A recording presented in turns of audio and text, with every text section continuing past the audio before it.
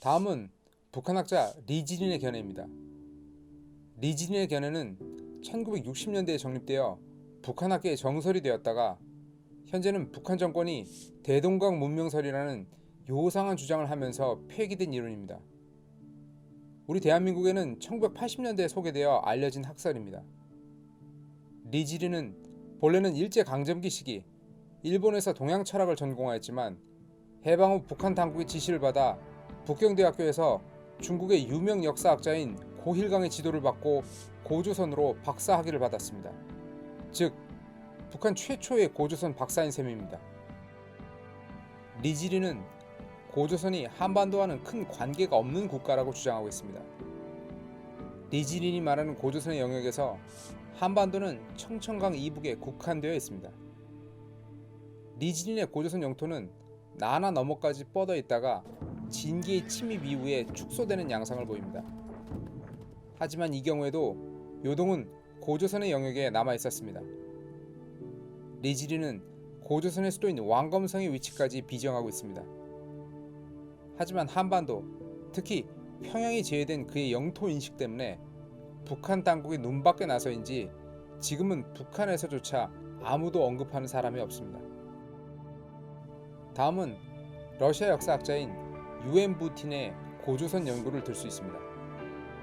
앞서 리지린이 해방 후 사람이지만 사실상 일제강점기에 교육받은 다분히 고루한 옛 학자적 느낌을 많이 준다면 유엔 부틴은 고조선에 대해 연구한 최초의 현대 역사학자입니다. 또한 서구인 학자입니다. 유엔 부틴은 대한민국의 연구 성과는 물론 북한의 연구 성과까지 종합적으로 분석하여 1982년에 고조선 연구라는 책을 펴내면서 고조선 연구의 색다른 이정표를 세웠습니다. 유엔 부틴은 고조선을 요동 중심의 국가로 파악하고 있습니다. 부틴에 의하면 고조선은 그 전성기의 한반도 이북의 만주와 나나에 이르기까지 그 영토를 확장하였습니다. 이후 연나라 진기의 침입이 일어나자 고조선의 영토는 축소되었습니다. 하지만 한국 학자들의 견해와는 달리 고조선은 요동을 끝까지 점유하고 있었고 그 영역상의 축소 범위도 상대적으로 크지 않았다는 것이 부틴의 생각입니다. 이런 부틴의 견해는 1990년대 초에 처음으로 한국에 소개되었으며 최근에 다시 큰 주목을 받고 있습니다. 아무래도 현대 서구학자라서 그 여파가 앞으로도 적지 않을 것 같습니다. 다음은 대중적으로 널리 알려진 윤내연 교수의 주장입니다. 윤내연 교수는 고조선이 한반도 전체와 만주 전체를 아우르는 거대한 나라였다는 주장을 펴고 있습니다. 1980년대 중반까지는 리지린의 견해를 받아들여 고조선을 만주 남부와 한반도 청천강 이북을 장악한 나라로 생각했던 윤내연 교수는 이후 심화 연구로 자신의 견해를 확장 발전시켜 1994년 펴낸 그의 고조선 연구에서는 고조선을 거대한 나라로 묘사하고 있습니다. 한때는 많은 대중적 지지를 받았고 지금은 과장된 측면이 다소 있다 하여 과거와 같은 평가는 아니지만 여전히 국내에서 가장 대중적이고 가장 사랑받는 학자이고 또한 그의 주장은 분명 짚고 넘어가야 할 중요한 지점에 서 있는 이론이라 할 수 있습니다. 다음은 프랑스 예수회 소속 신부였던 장 바프티스트 레지의 견해입니다. 레지 고조선 사료, 일명 레지 사료로 불리는 기록을 남긴 레지 신부는 무려 300년 전 중국에서 선교 활동을 했던 프랑스 사람입니다.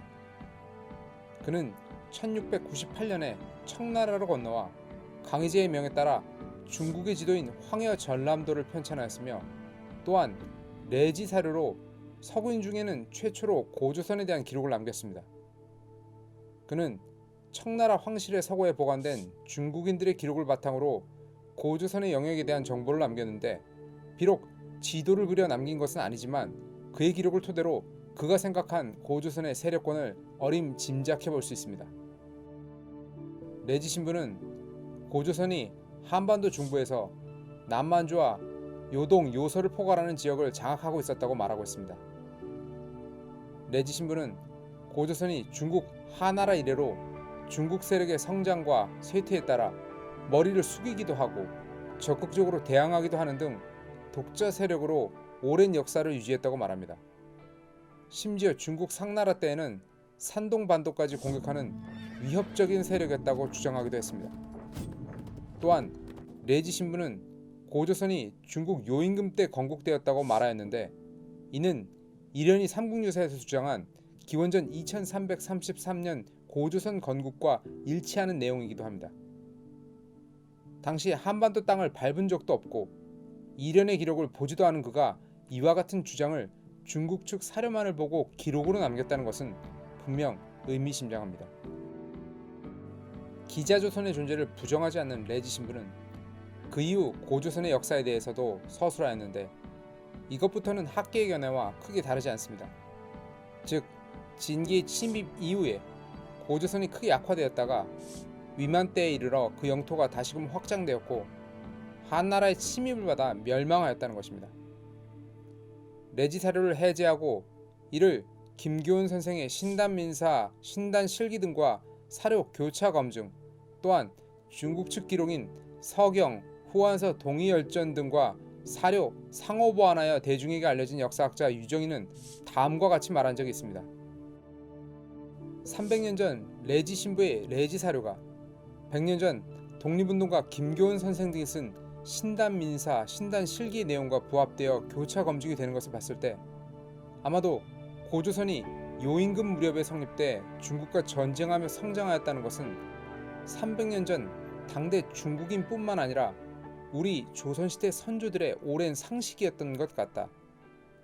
그래서 300년 전 레지 신부도 그리 기록하였고 구한말 사람인 김교훈 선생도 당연히 신단민사, 신단실기 등에서 그리 기록한 것 같다.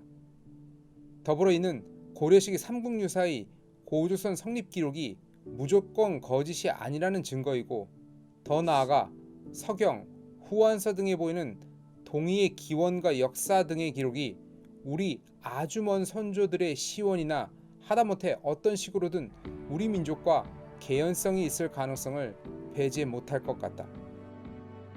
이에 더해 우시라 교수의 주장도 살펴볼 필요가 있습니다. 우시라 교수는 유화 문명과 관련하여 국내 가장 권위 있는 학자로 대중의 지지를 받고 있습니다.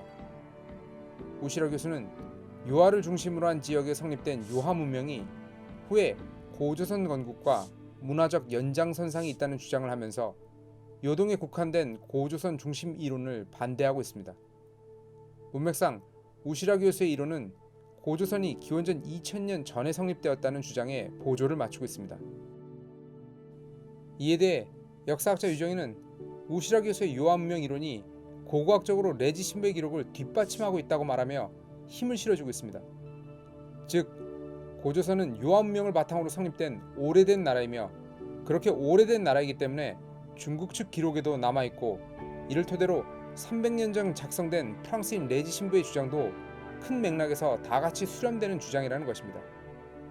또한 그는 이런 중국 측 기록을 토대로 한 레지 사료의 내용과 구한말 독립운동가인 김교훈 등의 주장이 그 내용적으로 놀라울 정도로 유사하다는 것을 교차 검증하여 고조선의 유구성과 고조선 중국 관계사 내용이 신빙성이 있다고 말합니다.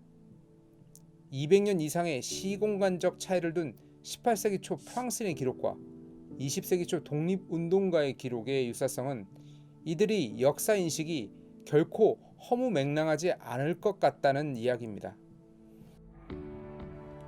그런 의미에서 마지막으로 살펴볼 내용은 신흥무관학교 교본 등으로 쓰인 독립운동가 김교훈 선생의 신단실기와 신단민사에 담긴 고조선 영토입니다.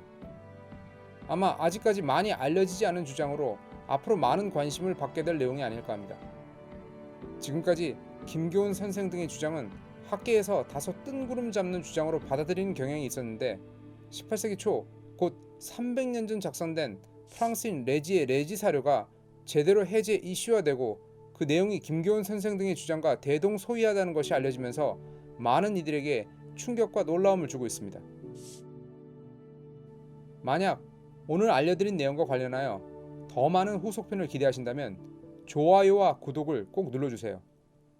한편에 한국사 관련 컨텐츠는 아주 많은 노력이 들어가기에 여러분의 응원이 있어야 계속 제작될 수 있습니다. 고맙습니다.